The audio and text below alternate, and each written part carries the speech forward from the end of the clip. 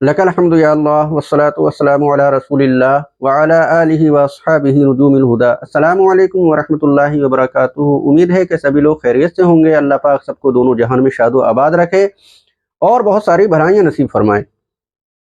آج میں پھر آپ کے سامنے ایک نئے پیغام کے ساتھ حاضر ہوا ہوں۔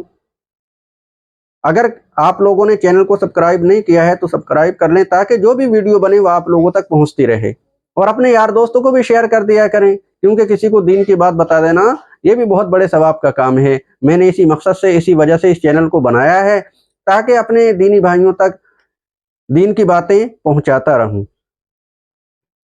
تو آئیے ویڈیو شروع کرتے ہیں۔ ہمارے بہت سے اسلامی بھائی نیکر یا بہت چھوٹا کپڑا پہنے ہوئے رہتے ہیں جن سے ان کے گھٹنے دکھ رہے ہوتے ہیں۔ تو پیارے اسلامی بھائیوں، مرد کے لیے ناف سے لے کر گھٹنے تک بدن چھپانا فرض ہے، اور فرض کا چھوڑنا کیا ہوتا ہے؟ حرام ہوتا ہے۔ اگر اس پہ تو گناہ ہو ہی رہا ہے، اگر دوسرے اسلامی بھائی بھی اس ستر کو دیکھتے ہیں، ناف سے لے کر گھٹنوں تک کی جگہ کو دیکھتے ہیں، تو ان پر بھی گناہ ہوتا ہے، اور اس کے اوپر ڈبل گناہ ہوگا۔ کیوں کہ یہ ان کے گناہ کا سبب بن رہا ہے۔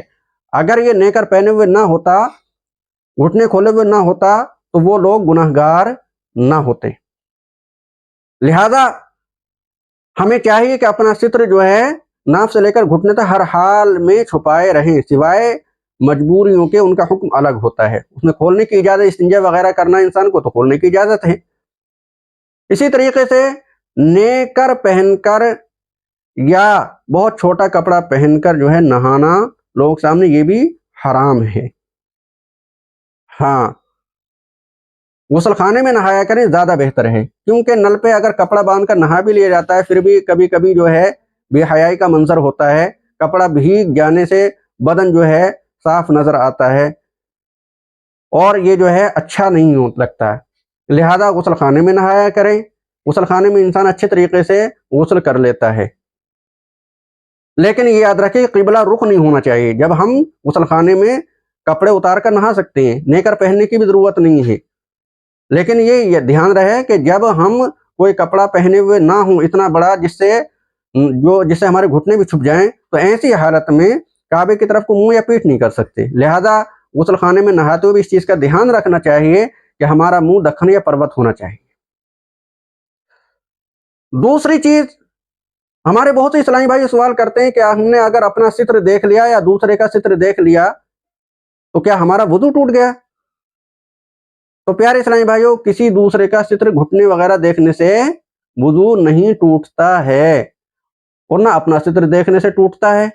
یہاں تک کہ اگر آپ نے کمرے میں بند ہونے کے بعد پورے جو ہے کپڑے بدل لیے، آپ نے دوسرے کپڑے بدل لیے، آپ جو ہیں گویا کہ پورا برہنہ ہو گئے، پھر بھی اس حالت میں بھی وضو نہیں ٹوٹے گا۔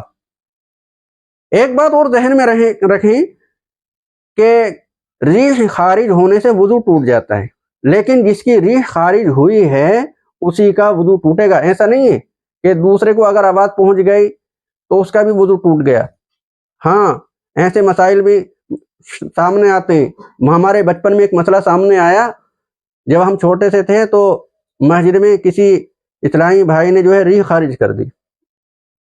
اب وہ زور سے خارج ہو گئی، اس کی آواز دوسروں کو ہی پہنچ گئی، تو امام صاحب جو ہیں انہوں نے دیکھا اور بولے تجھے بھی آواز آئی؟ اس نے کہہ دی ہاں آئی ہے۔ تجھے بھی آئی ہے؟ تجھے بھی آئی؟ تجھے بھی آئی؟ کہ ہاں مجھے بھی آئی۔ کم سے کم 10-15 بچوں کا، 10-15 لوگوں کا انہوں نے وضو بنوایا۔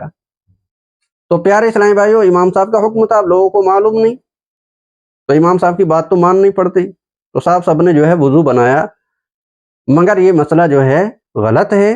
جس کی ریح خارج ہوئی ہے اسی کا وضو ٹوٹے گا، دوسرے کا نہیں ٹوٹے گا۔ لہذا ان مسائل میں جو اپنی عقل کے گھوڑے نہ دوڑایا کریں، مفتیان کرام سے معلوم کر لیا کریں۔ اللہ پاک ہم سب کو اس پر عمل کی توفیق عطا فرمائے، آمین۔ وما علینا الا البلاغ۔ السلام علیکم ورحمۃ اللہ وبرکاتہ۔